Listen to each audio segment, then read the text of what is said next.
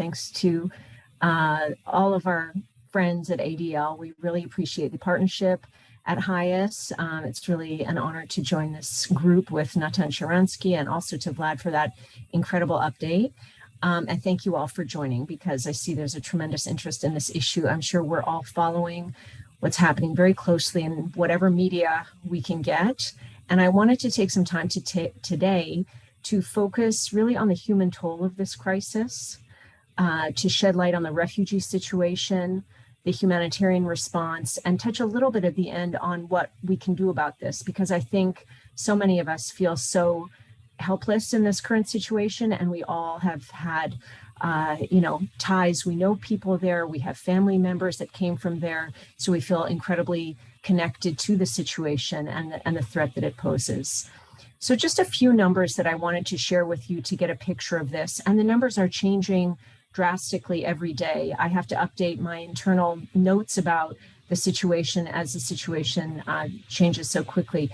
There are now more than 1.7 million in less than 2 weeks who have fled Ukraine. And about 2/3 of those have gone to Poland, followed by Hungary, and then other points all across Europe.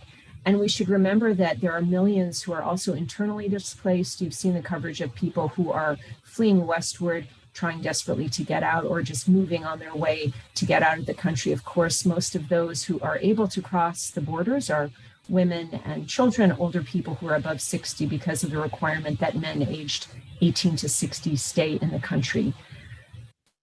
What does that mean for us, for them? This is truly the fastest growing refugee crisis since World War II. This is not something that any of us would have expected, any of us could imagine, despite all the warnings leading up to this moment, and to the moment of February 24th when this started. And I think one of the things to recall here is that there were already tremendous humanitarian needs inside Ukraine since 2014, when Russia invaded the east of the country. So there were already more than 1 million of internally displaced people who left the east, including stateless people. There were also 5,000 refugees, people coming from Iran, from Congo, from other parts of the world that were seeking safety in Ukraine.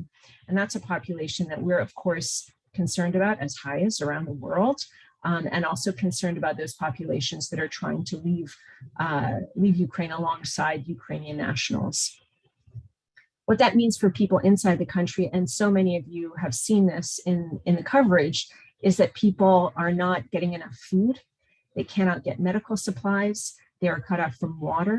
The protection for children, for older people, for people with disabilities who cannot leave their homes is very, very pressing. And that journey to the border, where we've seen miles and miles and miles of cars and people waiting to get across, has also exposed people to all sorts of challenges. They are running out of fuel, they are running out of food, they don't have access to warm water, or facilities to keep themselves clean. So the crisis is tremendous inside the country. We are also, of course, seeing what the response looks like in the region. Most of that coverage and support is coming from Poland, where by all accounts, actually, the government response has been quite well organized and quite well resourced for the time being. We'll see how long people stay in Poland, but we have been impressed by the level of response that we've seen there. Most of those humanitarian needs are taken care of when people arrive. That's the food and the water and some temporary shelter, hygiene.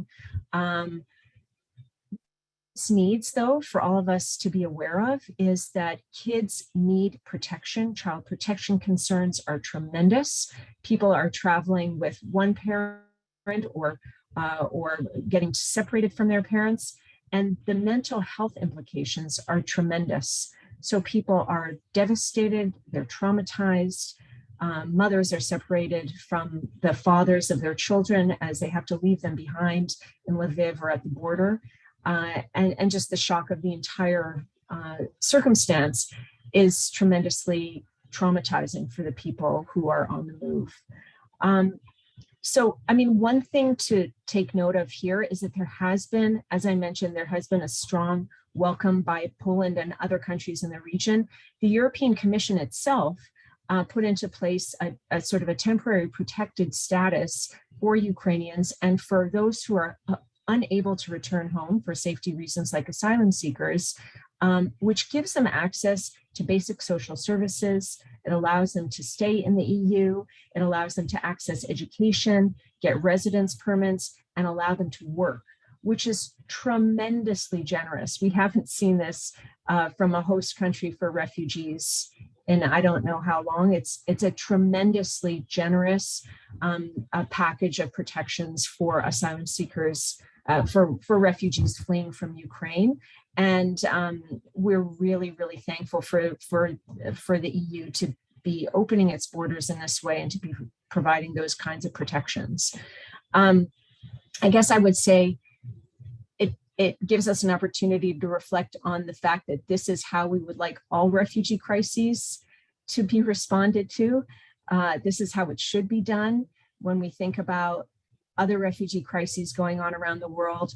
The drive to provide those types of protections is not quite as great as it is now. So we really are welcoming that level of support. In terms of response, and this is sort of the practical piece that I think is something that may be helpful for people to hear. I'll tell you a little bit about HIAS and our partner in Ukraine, which is called Right to Protection, and then some of the other players that are involved in providing welcome to refugees and supporting as best as they can. So HIAS itself, as many of you know or were helped by, has been in Ukraine for decades. We were very closely involved in providing protection and support to Ukrainian Jews who left the country over many decades. And in the early 2000s, we also began to provide support to the asylum seekers who were coming into that country. And eventually we spun off to form a local organization with the same staff called Right to Protection. And I urge you to look them up to see how they're doing. They've moved most of their staff westward, but it's an independent organization now with 160 staff that were across the country, helping people in the east, in the center, and the west of the country, providing humanitarian assistance to internally displaced and also legal assistance. And so they're working hard to keep their staff as safe as possible. Most have moved westward, but they're continuing to provide support. So that means that they're starting up distribution centers for food and non-food items in Lviv and other areas in the west. They're at the borders, making sure that people can cross safely. And they're also providing mental health support to respond to that tremendous need that people have. And that's both in-person and remote mental health services for people who are so devastated by this current situation. And as the situation shifts, they will be there to continue to provide all the support that's required in as safe a manner as they can. HIAS is supporting them, and we're working to coordinate so that we can grow the amount of services that we provide to people inside the country in need of support. In terms of HIAS, sort of from headquarters and how we want to respond in the region, we have staff that went out last week on an emergency delegation to conduct a needs assessment, to build up partnerships with other organizations in the region. So we will be starting up programming in Poland through a local organization and are going to be deploying staff to Poland, focusing on child protection, on mental health support, on food and non-food items, on multi-purpose cash, which tends to be the way that humanitarian organizations are providing assistance to people. It's a way of ensuring they can take care of themselves and also support the local economy. And also our staff will be focusing on gender-based violence and other issues that are of particular concern to women and girls and LGBTQ populations.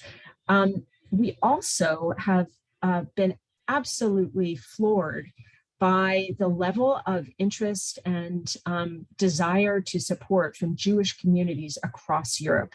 It is truly extraordinary. And so we've established an office in Brussels, HIAS Europe, that's been building out those relationships over the last couple of years. And they are inundated with requests to provide assistance to Jewish populations and to non-Jewish Ukrainians alike. And so that's communities in Poland, in Little Moldova, in Hungary, in France, in Holland, all across. So we are working closely with them. We've provided funding to a number of them, and we're going to be supporting them, building on HIAS's traditional work in the resettlement area to help them integrate and support Jewish Ukrainians and others who are coming into their communities. In terms of other Jewish organizations on the ground, there are many, and I know that all of the folks on this call are affiliated with many Jewish organizations that are doing amazing work around the world. So that's JBC, has a huge presence inside Ukraine and working to support Ukrainian Jewish communities. ORT, World Jewish Relief, Natan, Israel just sent a small delegation to Moldova, and other members of an umbrella group called the Jewish Coalition for Disaster Relief are there and trying to provide as much support as possible. I think at day 9, we are all scrambling to try to do the best that we can and help complement the work that local governments are doing and complement the work that we're doing. So we're really trying to coordinate as best as possible. Of course, there are other humanitarian organizations that are on the ground trying to get started that some of you may know about, IRC and Mercy Corps and Plan International, Norwegian Refugee Council, and the list goes on. So there is a tremendous outpouring of support for Ukrainian refugees and an effort probably in the coming weeks to really tighten up the level of coordination so that it's clear which partners are doing what and that populations are getting the support that they need.